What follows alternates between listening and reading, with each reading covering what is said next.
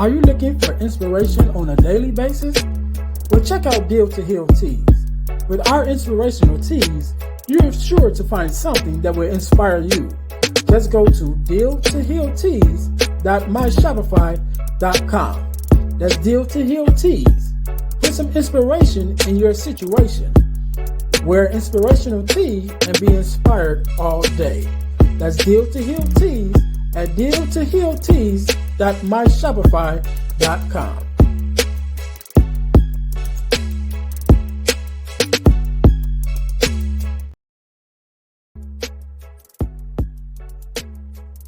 Hi guys, if you're enjoying this podcast, then I know you'll enjoy the Deal to Heal with E. James podcast. I'm your host, Earnest James. And on my podcast, my guest and I discuss topics and ways to help us to heal in every area of our lives. I believe that everyone can and should live a life that is whole, healed, and healthy. And therefore, I'm on a mission to help people to deal, heal, and fulfill, to deal with their problems, heal from the pain, and to fulfill their purpose. So check out our podcast. We're on Google Podcasts, Spotify, or even on Audible. And if you want to watch the podcast, check us out on our YouTube channel at Deal to Heal with E. James Podcast. Until then, see you soon.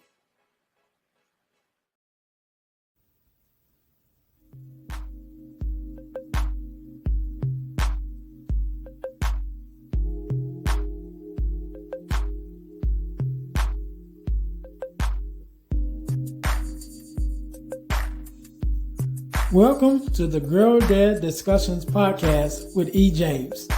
We believe that the relationship between a dad and daughter is one of the most important relationships in a woman's life.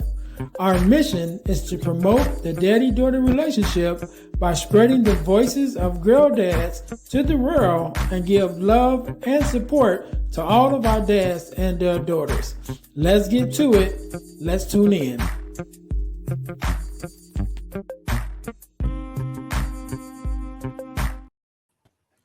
All right, welcome to the Girl Dad Discussions podcast. I am your host, Earnest James, and I believe that everyone can and should. Nope, that is wrong podcast.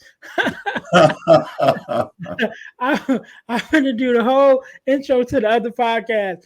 Let me start off with welcome to the Girl Dad Discussions podcast, where, excuse me, where our belief is that the relationship between a father and daughter is one of the most important relationships in a young woman's life. And therefore, our mission is to promote the daddy-daughter relationship by spreading the voices of girl dads to the world and give our love and support to all of our dads and our daughters.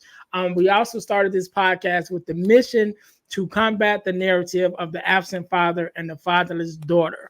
And so when you come on this podcast, you're going to hear fathers and daughters sometimes that's on talking about the relationship of the father and the daughter, because we believe, again, it's one of the most important relationships in a young lady's life.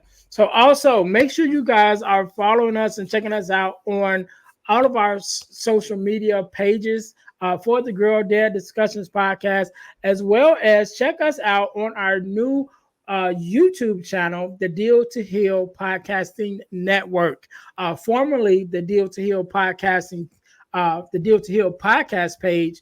But now that we have multiple podcasts that we want to bring you guys, we changed it into the Deal to Heal Podcasting Network.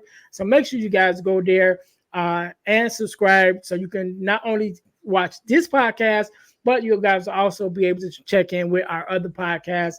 The Girl Dad Discussions podcast is on there, as well as the Deal to Heal with E. James podcast is there as well. So our product of the week, as you guys know, we are a self-sustained podcast, and one of the ways that we stay on the air is by bringing you amazing products for you to purchase. And so our product of the week is our purpose journal, as well as our purpose planner, because I believe we should journal in order to keep track of where we've been in our lives and where we are, as well as plan for our future. So make sure you guys get your copy of our purpose journal, as well as our purpose planner. The links are in the descriptions below below this video. So make sure you guys go and check that out. So you guys will be able to get that, right? So today, just like any other day, we are blessed with the guest, Mr. Scott. How you doing? I'm good. Thank you for having me on, Ernest. No problem, no problem. Thank you for being here. Yeah, I want to say thank you for being here because you could have been doing anything else with anyone else, but you're here with me and my listeners. We definitely appreciate it. So do me a favor, introduce yourself to my listeners and tell us a little bit about who you are and what it is that you do. Okay. Well, first, let me show you. I am a girl dad too, proud girl dad. And Ernest, I tell anybody listening, my life began on August 21, 2002 at 12:36 a.m. when my daughter Anaya Kathleen Scott was born. I don't know what life was the day before, but I sure know what life has been ever since. And I'm a proud girl dad, right? And this summer has been one of the best because I got to see my baby graduate from college, dual degree in German and neuroscience. She just became a Fulbright Fellowship awardee. So she's now in Germany as of yesterday, doing neuroscience research. And she'll come home next summer and start medical school. And also this summer, I won my 5th Father of the Year award. 5th. And somebody might say, well, wow, okay. And well, the thing is, Ernest, and anybody who knows me know I did not have a dad in my life for one day. Never. But I decided that I was going to do something different. I was going to break curses. And my curse was I was not going to bring a child in the world, right? Not to know my presence. Right. Not to know my presence. And I've always been a participatory dad, right? And I got divorced 12 years ago when my daughter was only 10. And when I got divorced, I played even more of an active role in my daughter's life because why? I've been out here in the dating world and I've dated and been in relationships with women who were fatherless. Mm-hmm. And when a woman does not have her dad, she has a different set of standards. She has a different way of her different outlook on life. And I wasn't going to create another Black woman with daddy issues, not on my way. And it's paid off, man. It's paid off. So I really thank you for inviting me. And I thank you, Ernest, for having this forum where especially Black men can come on and break the stereotypes of that we're not around for our kids, because we are. Yeah, we are. Yeah. And you mentioned something that really is the reason why I started this podcast, because you mentioned about being divorced and being out into the dating world and coming across other women who were fatherless daughters. Yes. And that's kind of how this podcast even came about. Right. Long story short, I again myself was divorced and found myself kind of reflecting on my life, and I realized that every woman I ever dated was a fatherless daughter. And so me being a girl dad, and having 5 sisters, and my dad was in my life, right? So we were raised with my dad and my mom, until my mom passed away. My dad is still here. And so just taking that initiative and that mindset, which is one of the reasons why I started this podcast, because I'm like, I was raised with a dad who raised all 5 of my sisters, and then I have a daughter who I'm very active a participant in her life, and she just turned 21 now, and so I'm like, I want to do something to, to show that we're here, girl dads are here before Kobe, because of course when Kobe came around and started doing his thing, everybody's like, oh, girl dad. I was like, dude, I've been doing this, you know what I mean?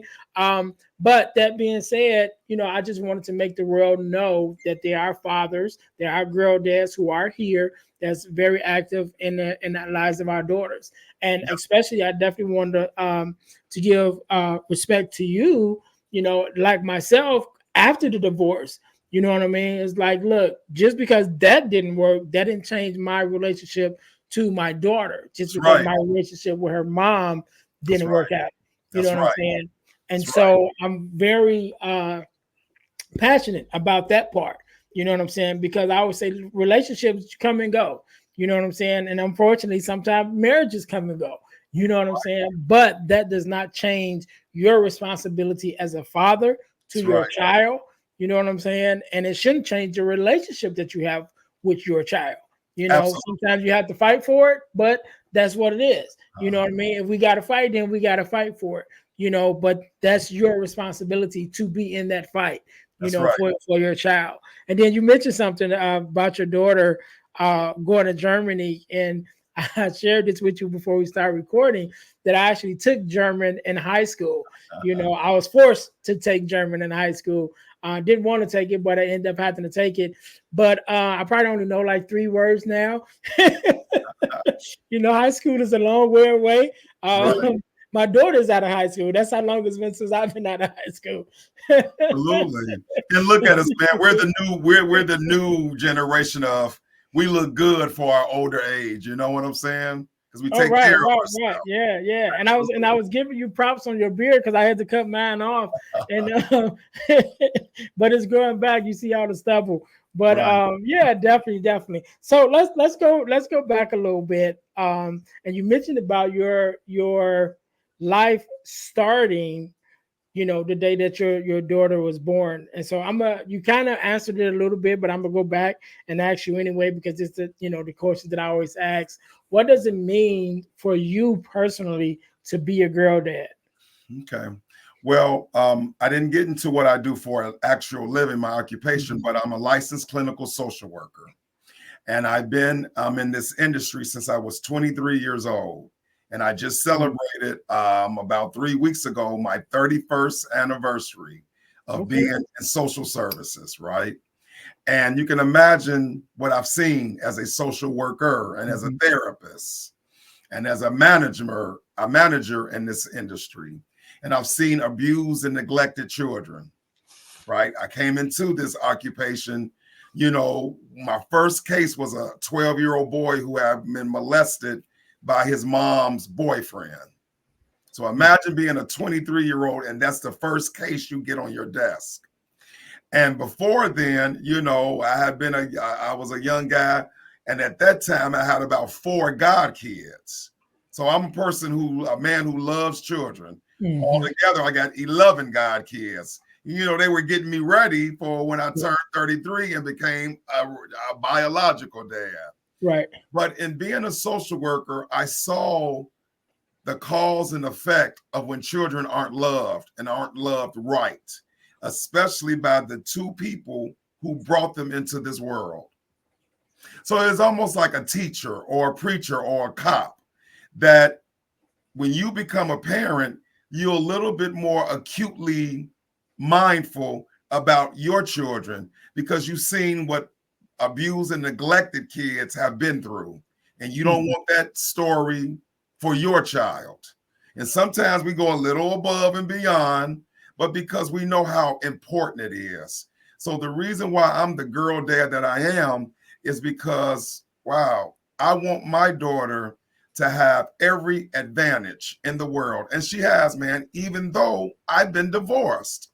My Mhm. daughter, and I'm proud, and I mention it on social media, because I like being the role model or the blueprint or the billboard of Black fatherhood. Right. By the time my daughter was 21 years old, Ernest, she has been to all 7 continents. Mhm. And when I ask people, just in general, how many black kids under 21 that you know personally have been to all 7 continents. Not one person has ever said, "Oh, Khalid." No, well, maybe one person has said, "Yeah, I know one." But they're like, "Well, yeah, Khalid, I know one, your daughter."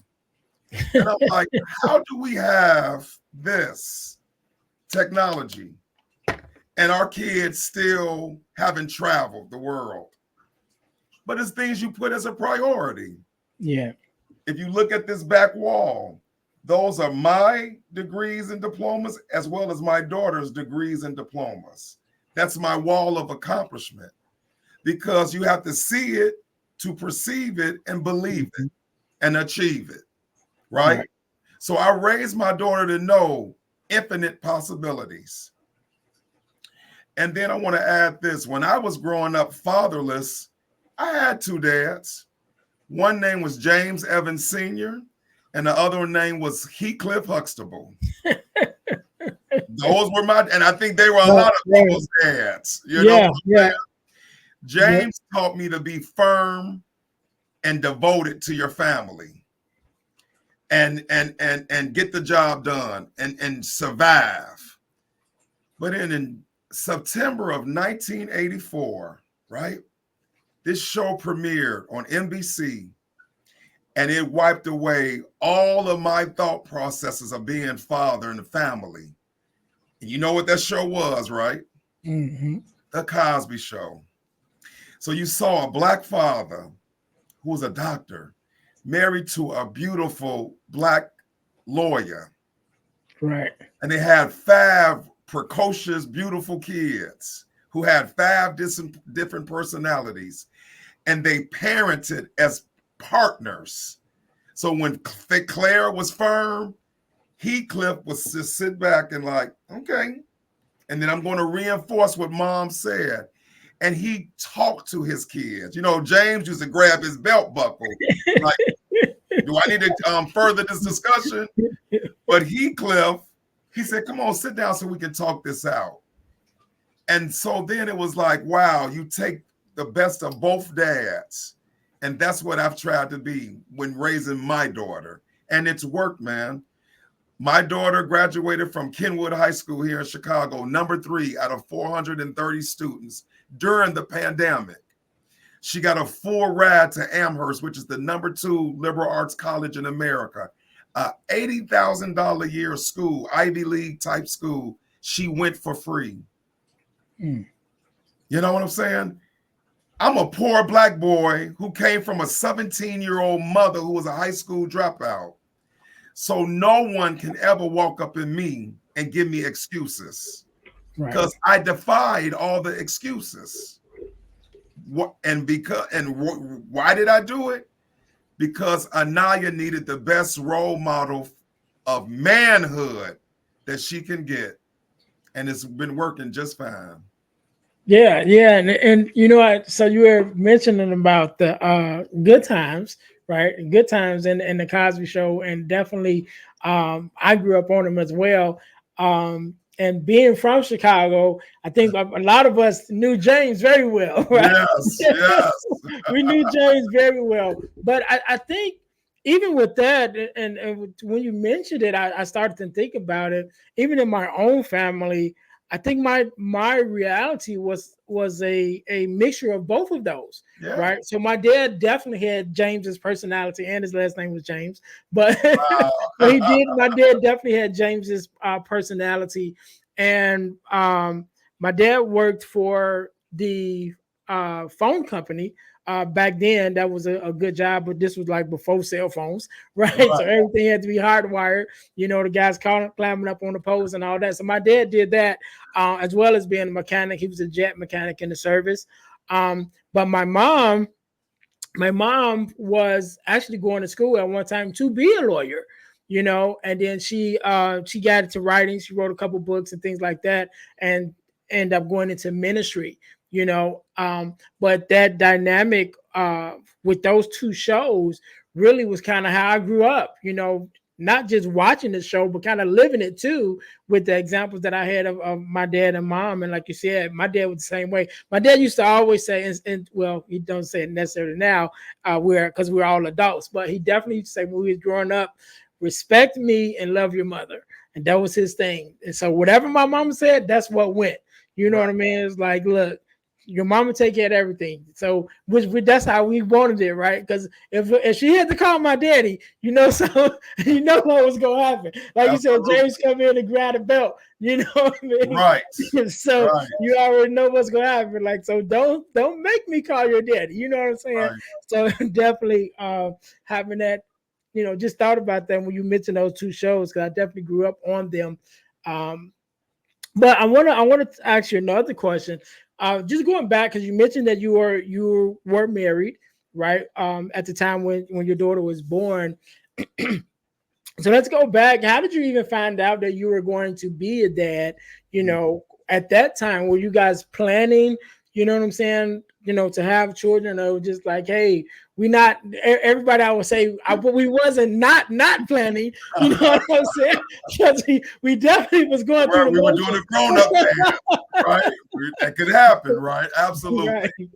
And the wonderful story about that, I found out on New Year's Eve, Mhm. and I was shocked, you know what I'm saying? And she came in the living room. She said, "I got a surprise for you."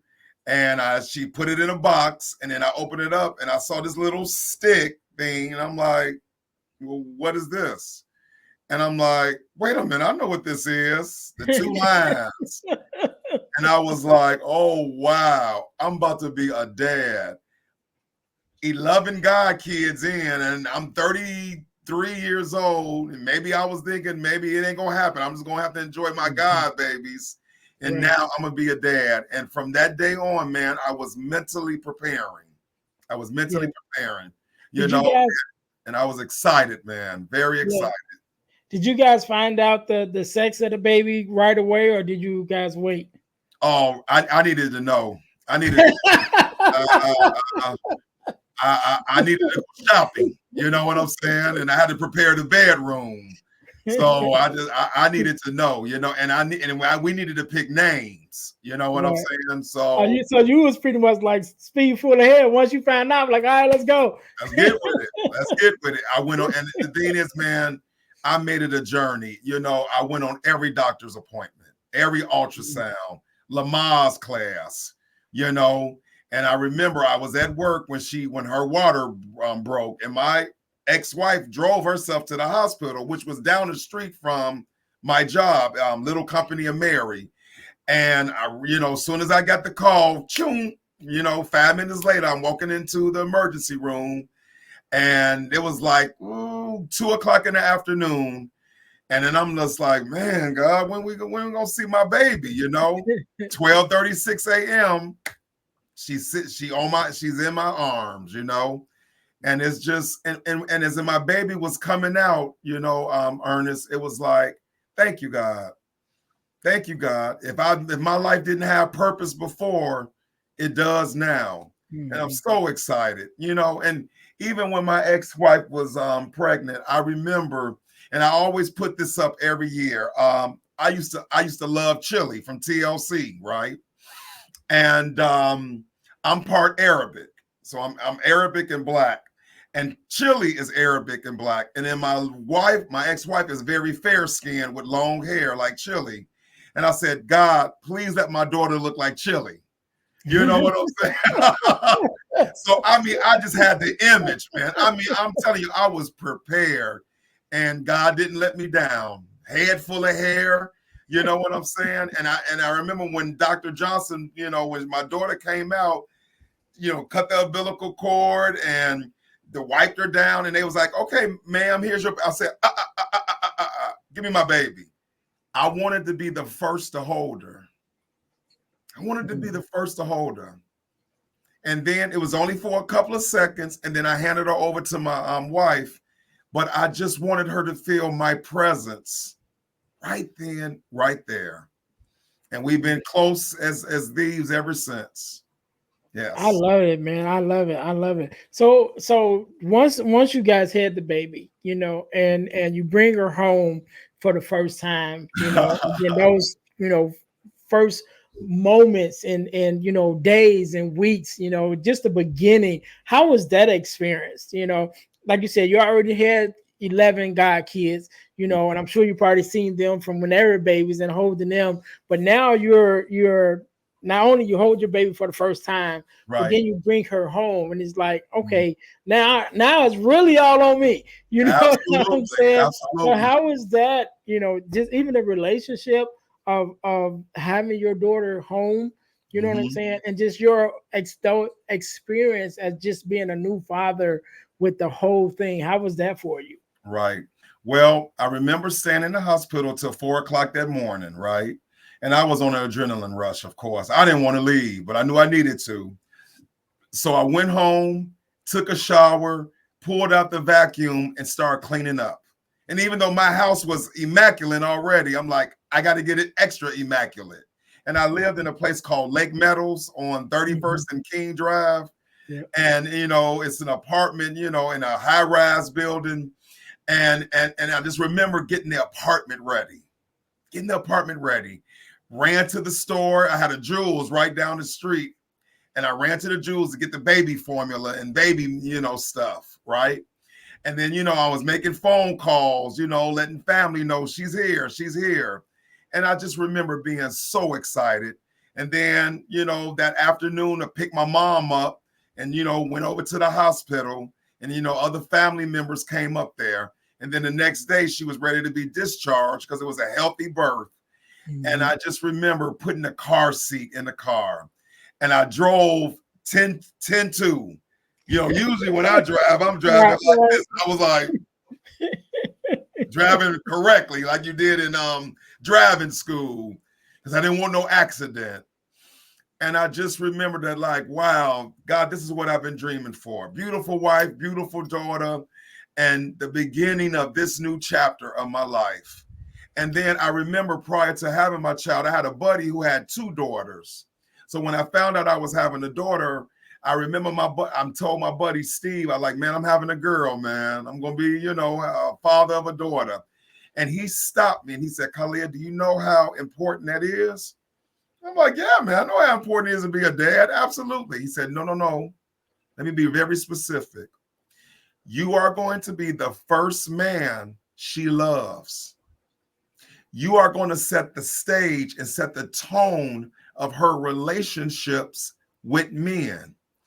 If you get it right, your daughter will win. If you get it wrong, she will lose every time.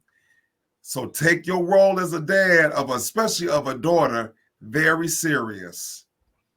Well, 22 years later, look at that back wall.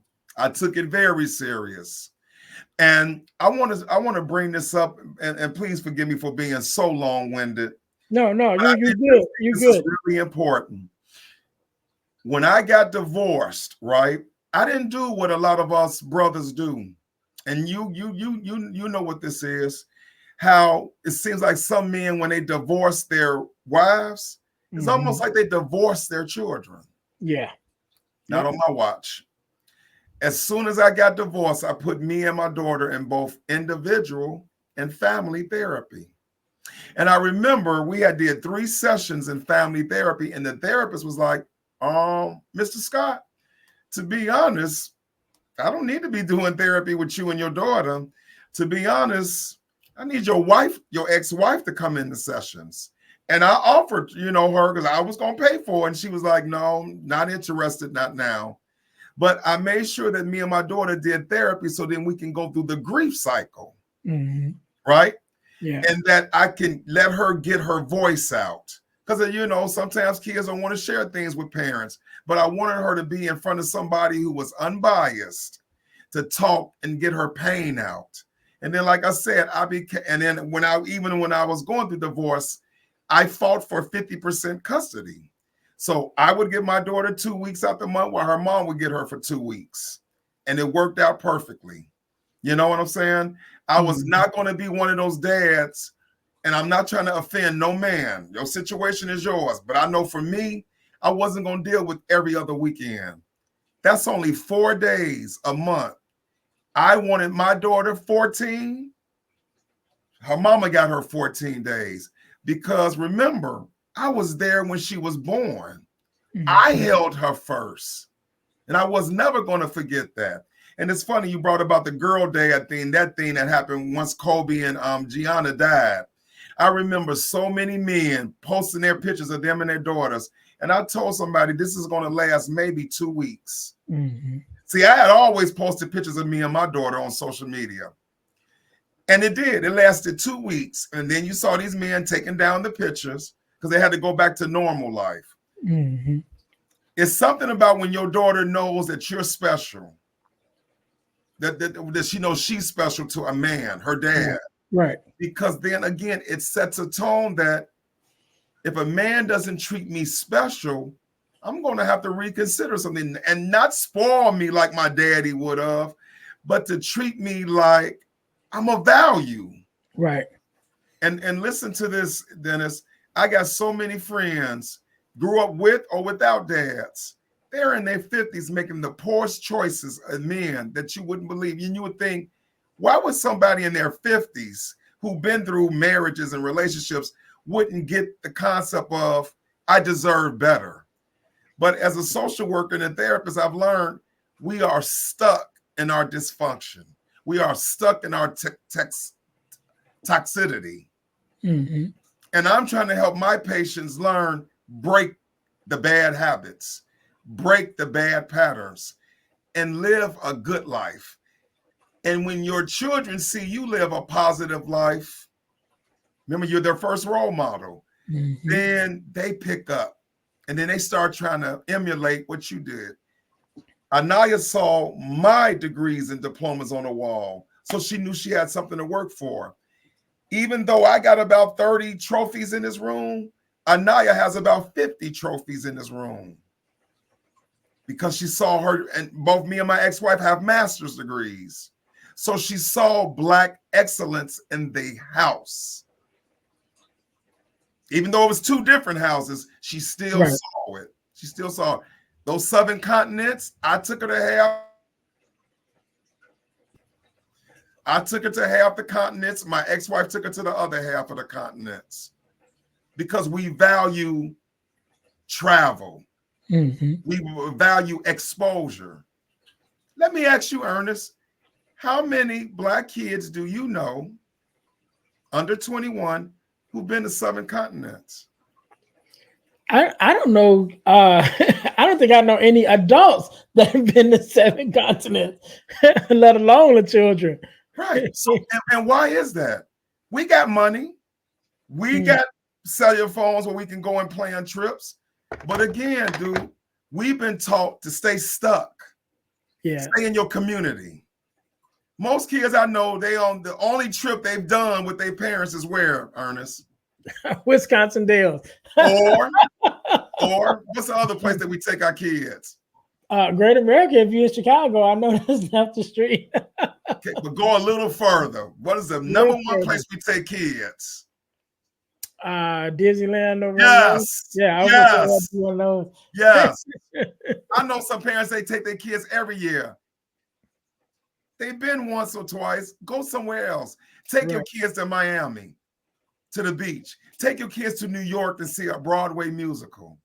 Take them to Texas and see a rodeo. Take them to LA to meet celebrities. Take them to Seattle, Washington to see where the first Starbucks coffee house is. Mm-hmm. It's such a bigger world. I still take trips with my grown daughter. This summer for her graduation and my 55th birthday, I took my daughter to Paris and London. $3,000. Exposure, man. Exposure. And I think that exposure piece is really big. And also me and my daughter had started doing the we call them daddy daughter trips. We started doing them a couple of years ago. But that exposure piece is very important because, you know, we're both in the Chicago area. I'm originally from Chicago too. Now I'm just right across the state line in Indiana, in Northwest Indiana. But I remember coming out here and I helped start a church. Me and a pastor friend of mine started a church and nice. Our church, we ran for 10 years, right? We ran for 10 years, end up closing down, you know, after the pandemic, because the pandemic just messed a lot of stuff up, right? But I remember going to Gary, Indiana, and, you know, we started our church there and just meeting so many people who had never been outside of Gary, you know. Mm-hmm. And I used to tell people, I used to talk to them and I would say, well, have you been to downtown Chicago? Which is literally 30 minutes away. And they're like, no. And the Metro, which is a train, comes right, it's like right there. It comes right through Gary and goes right downtown to Chicago. And I was like, it's like $7. You know what I mean? to get on this train and go to a whole new world. You know what I'm saying? but it's just like you said, it's that exposure and never even being, or having even the mindset to actually go outside of your community. Or if it is, especially like a lot of people from Gary, they when they move out of Gary, they say, "I'm moving out of Gary." They move to Indianapolis, which is the state of Indiana, and so Right. it's like you just moved to a bigger Gary, Right.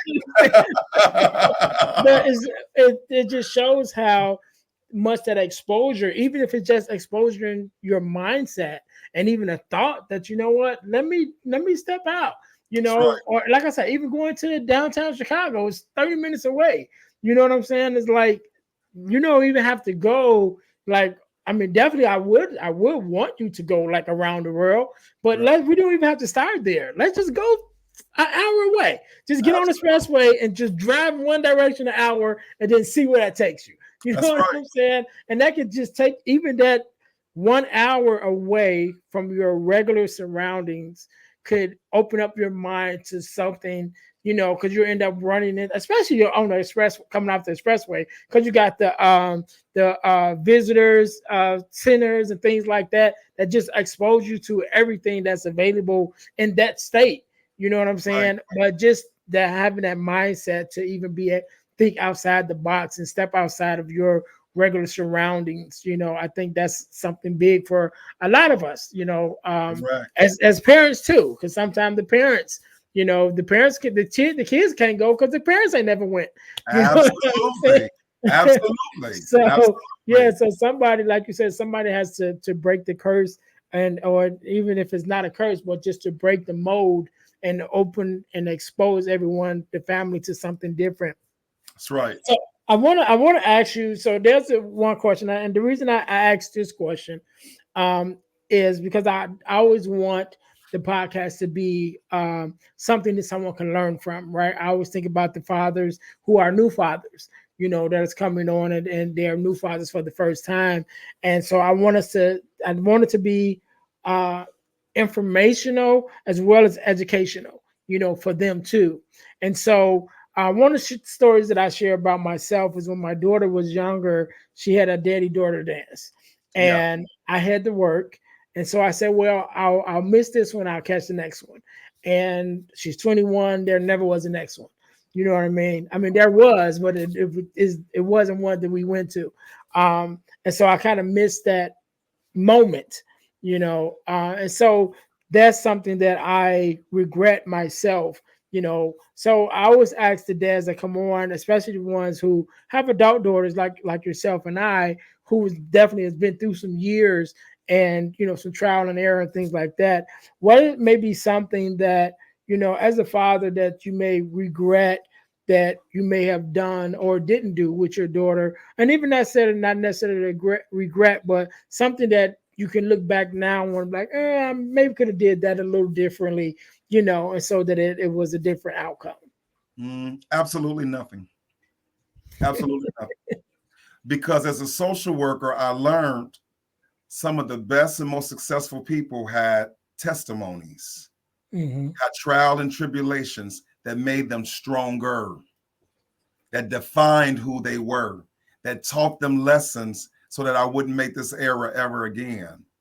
So as a dad, right, um, I wish I didn't have to get a divorce, Mm-hmm. but it takes two, you know. And I used to have only child guilt because my daughter's the only child.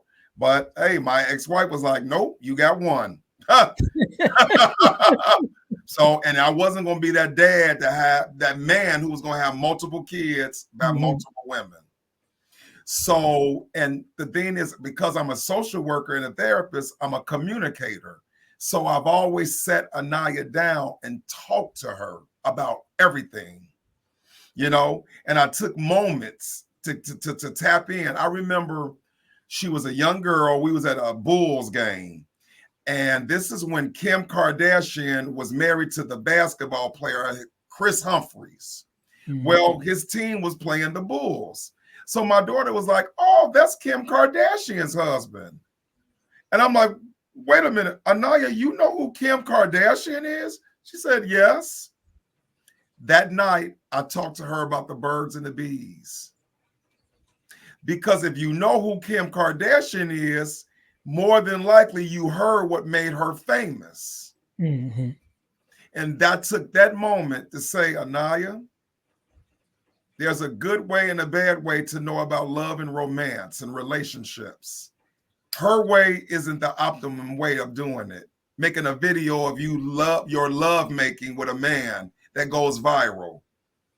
So see, every chance I got, I showed up and I showed out. Man, I've been to 5 daddy-daughter dances. I remember something you said about work. I was sitting here, Anaya was 4 years old at the time. I was sitting here at my desk and my buddy was sitting on the couch behind me. I just got into work and I was a manager, had a bunch of paperwork to do, but I'm sitting at home doing the work. Well, my daughter came in to hug me and I gave her a kiss and I said, well, daddy, I said, Anaya, daddy's talking to Uncle B. So going back upstairs with mama. So I guess my daughter must have had a sad look on her face and my buddy picked up on it. He said, man, you just dismissed your daughter. I said, I did what? Because I wasn't thinking about it. He said, "Can you see that sad look on her face?" I said, Anaya, come on back down. And I sat her on my lap. I never did work from home again. Because be real clear, nothing is more important than my kid. Nothing. Nothing. And I've worked 2 jobs for the last 25 years. Work never got in the middle of my child. I remember I was running late for one of her dance recitals. I got there because I was stuck in traffic. It was at Chicago State University, and I was coming from the west side of Chicago. I was stuck in traffic. When I got in, my daughter ran up to me and she was crying. I'm like, Anaya, what's wrong? Daddy, I didn't think you was coming. Why would you think that, baby? I've come to all your stuff, but you're late. I said, well, baby, daddy was stuck in traffic. Now, here it is. I had never missed anything. I was 20 minutes late, and that almost broke her spirit. So imagine the kids who daddies have not shown up. And also, unlike you and other people, I didn't have a daddy. So I know how deep that feeling is when your dad ain't in the audience. So again, but that deficit in my life spared me to win 5 of these. So it's absolutely nothing that I would have done over with, because the flaws and all made me a better parent. And I want men to hear that. I want women to hear that. Anything you've been through, good or bad, if you let it, can make you better. Yeah. Look at President Obama and look at our future president, Kamala. Both of them dads were not in the home. But look at their greatness. Because you can choose a different outcome. Right. Choose a different outcome. And that's my story, and I'm sticking to it. Okay, cool, no problem. And that's why I asked, because again, I want this to be educational. You know what Yes. I'm saying? And I always, so my very first guest was a friend of mine who was having, at the time when we recorded his episode, his daughter was like 2 weeks old. You know what I mean? His first Wow. child, 2 weeks. So he was brand new dad. And so I started with him on purpose, so Good. that from each episode I always want to think about him, right? Right. He was on the beginning of this journey into girl dad, into fatherhood too, for him, because it was his first child too, And so I always think about him, and so I ask these questions so that the dads that's like him can learn from those who are further down the line, what to do and what not to do, And so definitely taking your steps that you've taken, to definitely do a lot of things right. You mentioned some things before, but I'm gonna ask you anyway, because on the flip side of that is, what is one of the things that you think is one of your biggest accomplishments as a father?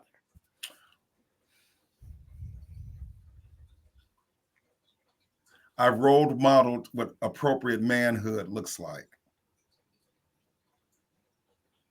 A role model what appropriate manhood looks like. So she would always be clear. And I'm going to tell you, Ernest, I hate football. I hate basketball. I don't eat that many chicken wings. I don't drink beer. Why am I saying those things, Ernest? I don't have a bunch of women. Why am I saying those specific things, Ernest? Because those are the stereotypes. Correct. When I went through my divorce, my daughter saw those tears come through my eyes because she saw that, man, this is not only hurting mommy, but it's hurting daddy. Every time I had to do the switch, every other Friday, she saw the sadness in my face when I had to say goodbye to my baby. Right? I wanted her to see what real manhood looked like. She saw me go to work 2 jobs all of her life.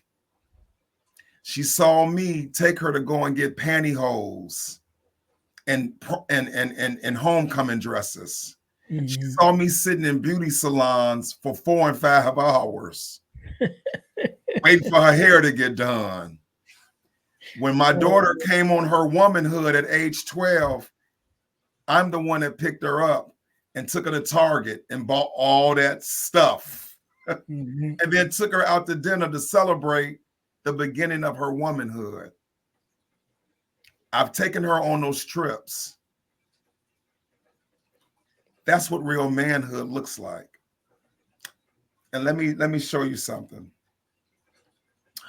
My daughter's a Leo, and if you know anything about Leo women, they're very strong-willed, right? And I'm a Cancer, so for me, I have a big heart. Cancer people, we're emotional, right? And I'm a social worker. And I remember my daughter fell out with one of her closest friends, and I was like, Anaya, can you show your friend some mercy and forgive her for what she did wrong, and try? She said, Daddy, no. I gave her chance after chance. And Daddy, I'm not like you. Whoa. Come and sit down, baby. Tell me what that means. She said, Daddy, I watch your friends use you. They get free counseling sessions from you. You always forgive them when they do you wrong. They walk away from you, Daddy, and then they come back months later apologizing, and you always take them back in. Daddy, I don't want people to take advantage of me like that. And I said, wow. So I said, that's how you see it, huh? So I said, well, Naya, let me educate you.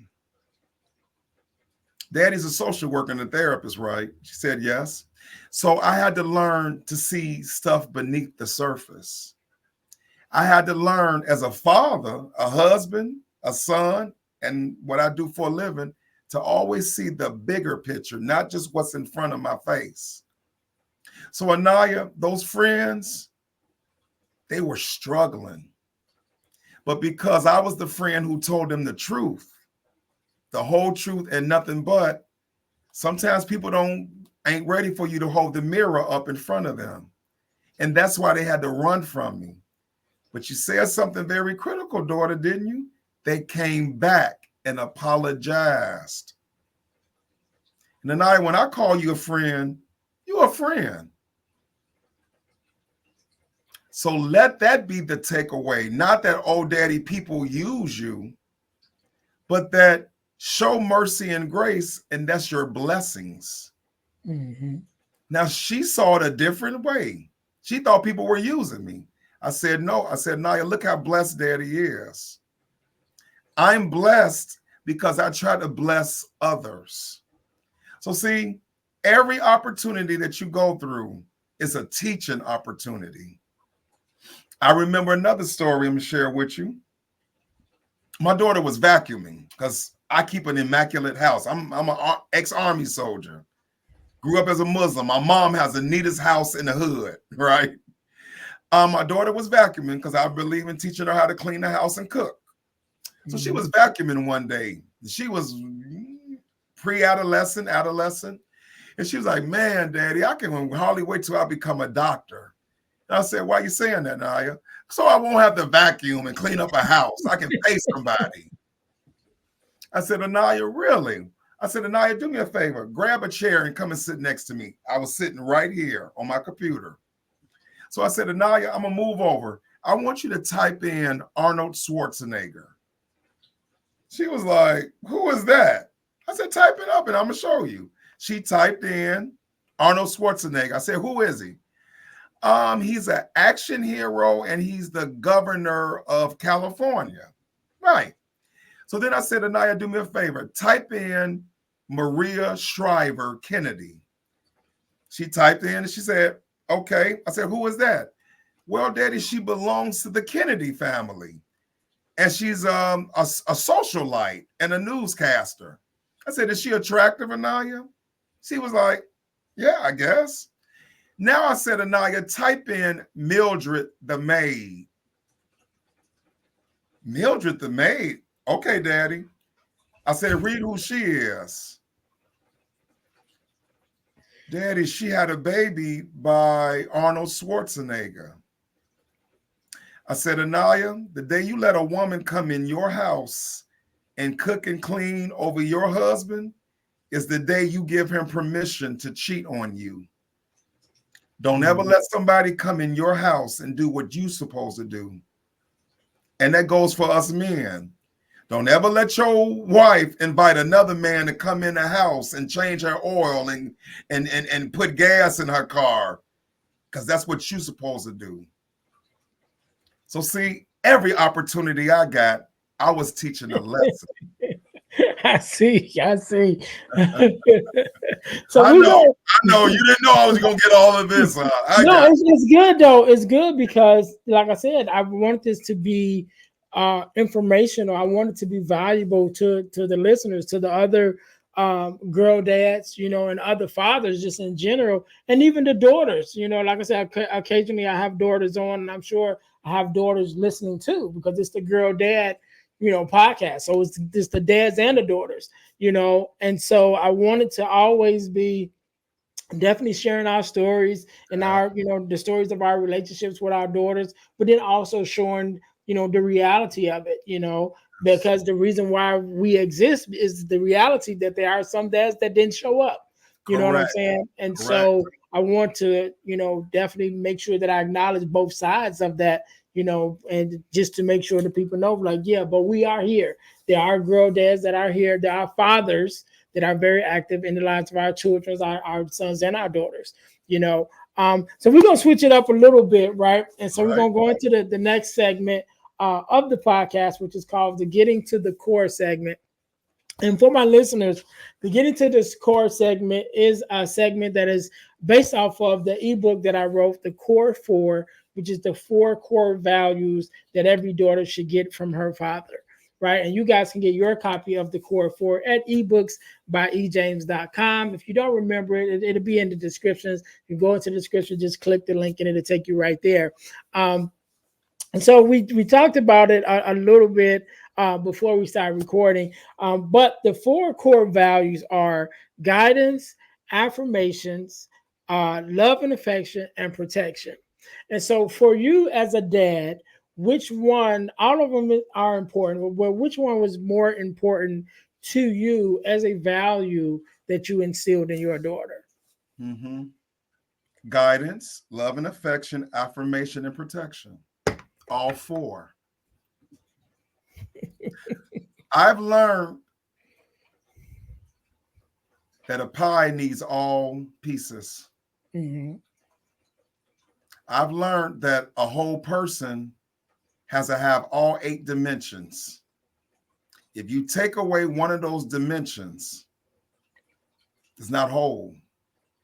You came up with a fantastic concept of all 4, because you got to have all of those elements to make that holistic person. Mm-hmm.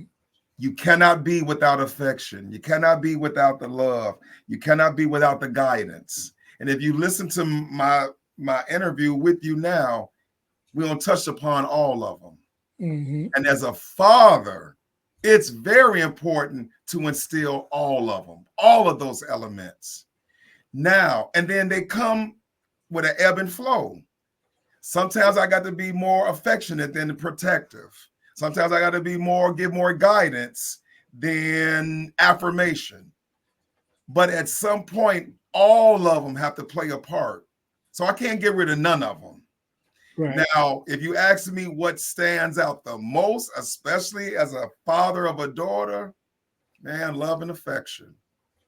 Because women crave those two more than anything. And remember, I said earlier, as the first love of her life, if you mess that up, it sets a tone, and she'll be looking for that love and affection from what? Every man that walks in front of her. And remember, and this is the important piece, daddy's love is different than a romantic love. Daddy love is unconditional. Daddy's love is guidance, love and affection, affirmation and protection. But it's different because your husband or man or whatever, or spouse can give you those same things. But from a daddy's perspective and vantage point, it's based on, I love you because you're breathing. But if I don't instill that in you, you'll walk around thirsty. You'll walk around hungry for it. And then you'll be vulnerable to every man who appears, not gives, but appear to give it to you. Brother, I've been on the phone for the last 24 hours talking to 5 different women about bad choices in men. And all of them have the same foundation. I desire love and affection from a man. And I'm telling them over and over, love you first. If you have the best romantic love with you, then you'll see clearly his intentions. But if you don't even love you, you'll be vulnerable to whatever crumbs he gives you. So I'm going to share something with you, Ernest. At 10 years old, I told my daughter, and people are going to be mad at me, and I could care less, because I know I raised the next Michelle Obama. All men cheat. And when I say that in different podcasts, and I've been in different relationship chats, the audience does this. And men get mad, and women like, no. Ernest, I'm going to ask you the question I asked all of them. Ernest, if I told you take out a pen and paper and name me one man who you know without the shadow of a doubt has never cheated, write his name down. And then I want you to take another sheet of paper and write out 30 men who you know who have cheated. Which one would be the easiest list for you to come up with? Well, the one person would be, and that's because that one person is me. So okay. I can do that one.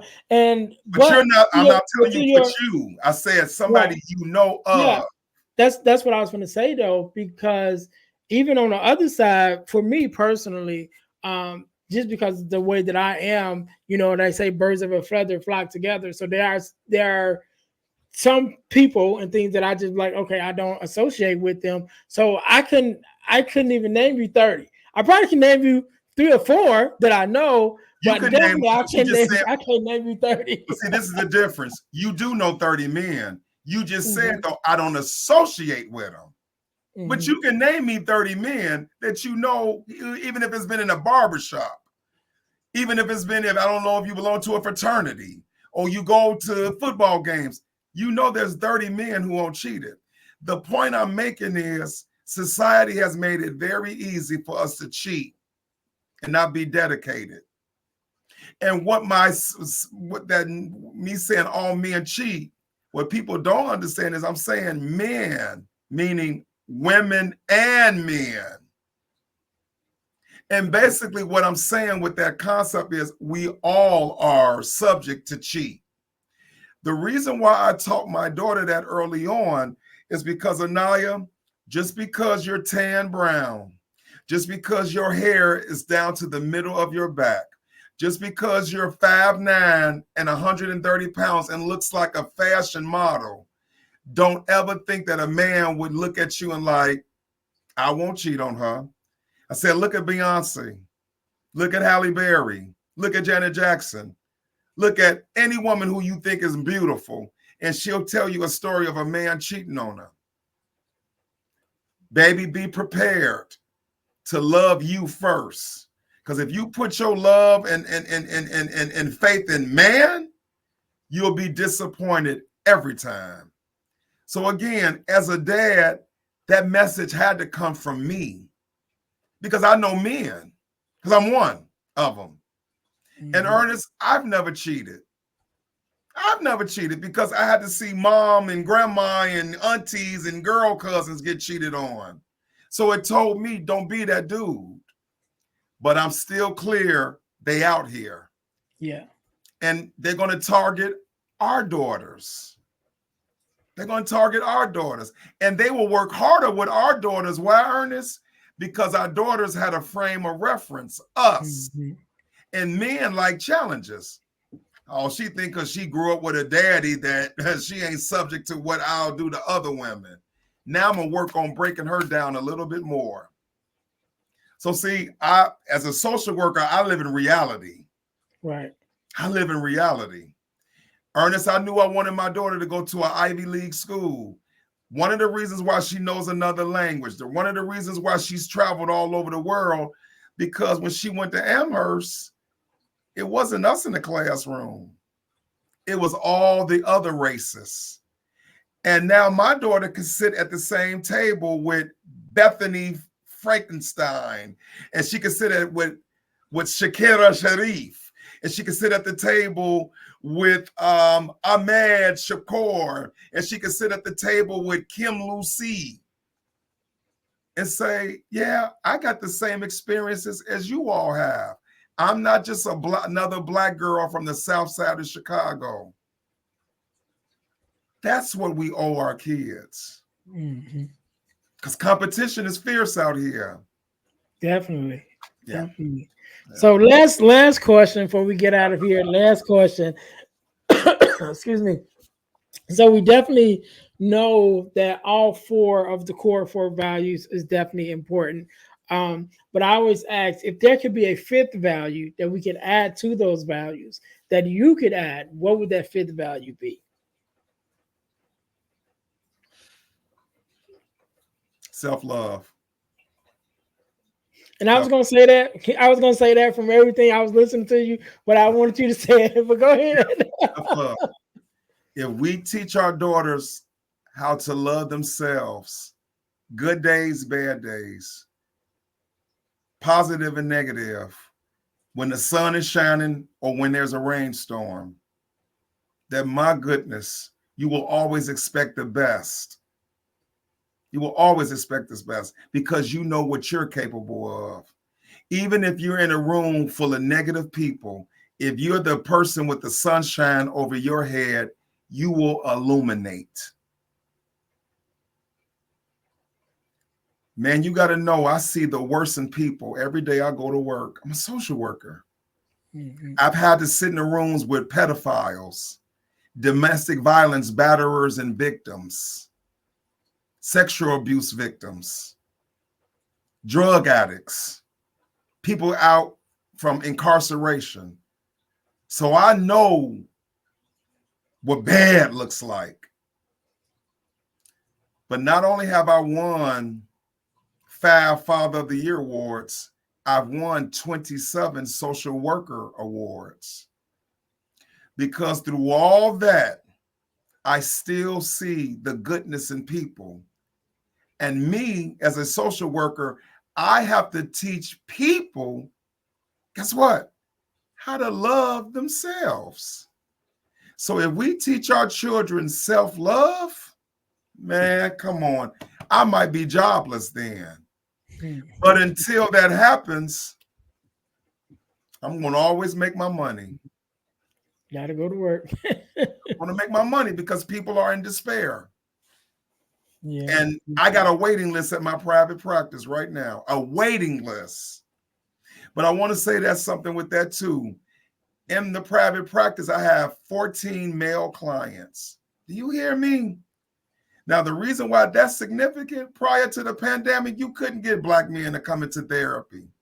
unless somebody was emotionally blackmailing them or they was mandated to come. Mm-hmm. Now I got men calling me, sir, do you have space for therapy? I want to get into therapy. Men. So the tide is turning, Ernest. The tide is turning. Mm-hmm. We're learning that I got to fix this. See, for us black men from the neck down, we got that down pat. We got the best bodies in the world. We're the greatest athletes. But it doesn't matter if you got the arms and the chest and the six pack and the thighs and the calves. If this is weak. So I'm helping men build better. I'm helping men build this muscle better. That's my answer. Yeah. Man, I appreciate you so much, man, for being on, because you definitely dropped a lot of knowledge. You know what I'm saying? A lot of wisdom in this episode. I want you to have the last word, and I want you to leave us with, I don't know, a word of advice, a word of inspiration, however you feel, for the dads or even for the daughters out there, who may be listening. I want you to leave us with something, to carry us out, as well as your social media handles, and even where they can find you at, to for those men who may be looking for your services, to be able to contact you. So I'll give you a second to think about that. To my listeners, thank you guys once again for tuning in to the Girl Dad Discussions podcast. If you guys like the podcast and you thought about starting your own podcast, make sure you guys get your copy of the Start Your Podcast Now ebook, which is also available at ebooksbyejames.com. I wrote this ebook because I kept being asked how to start a podcast. And not only do I know that it's good, but I know it works because I've turned it into a workshop that I'm teaching high school students and middle school students to start their own podcast right now, even in Chicago. So if you thought about starting your own podcast, get your copy of the Start Your Podcast Now ebook that's available at ebooksbyejames.com. Also, make sure that you check out my main website, which is the dealhealfulfill.org. It's dealhealfulfill.org, because my mission as a podcaster, as a speaker, and as an author is to help people to deal, heal, and fulfill, to deal with your problems, to heal from the pain, and to fulfill your purpose. So make sure you guys check that out. On the website, you can find more about what I have going on, my podcast workshops, even what you can even book me to come out to speak at your next event or to facilitate a workshop for you. So make sure you go to dealhealfulfill.org in order to check that out.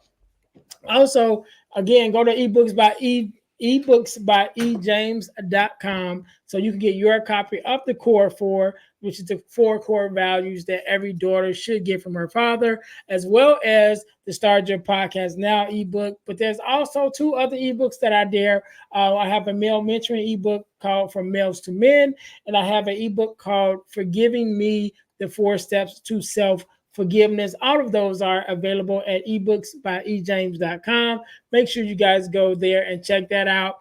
Also, Deal to Heal Tees. Deal, the number 2, healtees.com. Deal to healtees.com, which is our inspirational t-shirt line. Put some inspiration in your situation. Wear an inspirational tee and be inspired all day. That is our tagline. Again, that's Deal, the number 2, healtees.com. Not only do we have our inspirational t-shirts there, but we also have our podcast t-shirts there, which is our t-shirts with our podcast logos on it. So you can get your t-shirt with the podcast logo of the Deal to Heal with E. James podcast, as well as the Girl Dad Discussions podcast at Deal, the number 2, healtees.com. And last but not least, over the last couple of years, I've been blessed to be a part of an organization called the Forgiveness Mission.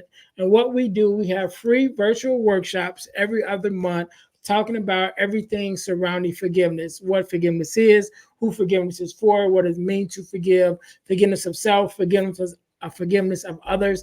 Everything surrounding forgiveness is absolutely free.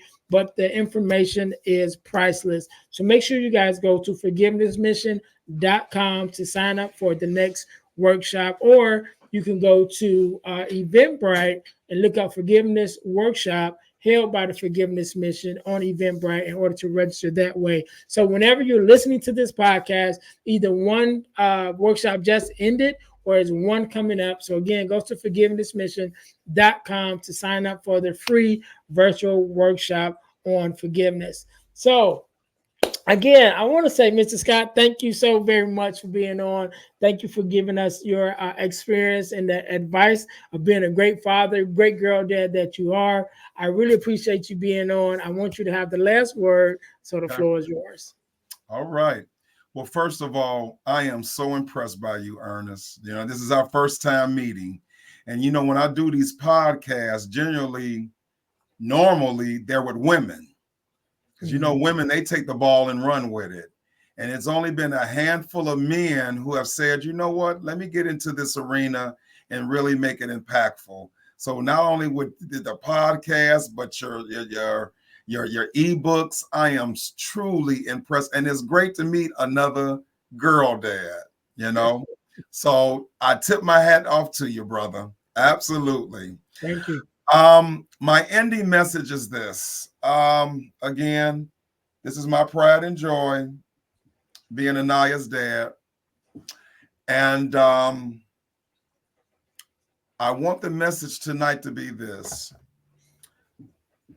Not sure if everybody is religious or spiritual or what have you, or believe in a higher power. But if you do, I hope this is very impactful. We belong to God. And God rents us out to our parents. He has them create us, but he's really our father. Mm-hmm. But on earth, he puts us in place. And I really want people to think about parenting as that. This was a God's mission. And if you really know that it's God's mission, you don't take it lightly. You take it very serious and you give it your best. I know men who are fantastic at their jobs, but horrible parents. I know women who can do everything else, but horrible parents. And I've seen them because of the work I do. Sometimes the kids become wonderful human beings, sometimes, or a whole lot of times they don't. But I want everybody listening right now, whether you have a small child, 2 weeks old, or you got an older child who's 40 years old, and even older than that, always be the best parent. Always show up as the best parent that you know how to be. And even if you think you have deficits from how you were parented, break that cycle, break that mold, break that curse, and be better. I did. Again, never a daddy one day of my life. But I'm pretty sure if you asked Anaya Kathleen Scott, how is her dad, I think I would have flying colors and approval ratings. And that's what I want to leave your audience with. Be the best parent that you can be, and the rest will happen. And thank you again, Ernest, for having me. No problem. Thank you for being on, man. We can't end it no better than that. To my listeners, thank you guys once again for tuning in to the Girl Dad Discussions podcast, where our mission is to combat the narrative of the absent father and the fatherless daughter by promoting the voices of girl dads to the world. So until next time, you guys be blessed. Thanks for listening to the Girl Dad Discussions podcast with E. James. Be sure to subscribe to our YouTube channel and subscribe to our podcast on all your podcast listening platforms. Also, don't keep it to yourself, but share it with someone else. That the Girl Dad Discussions podcast is on the air. Until next time, be blessed.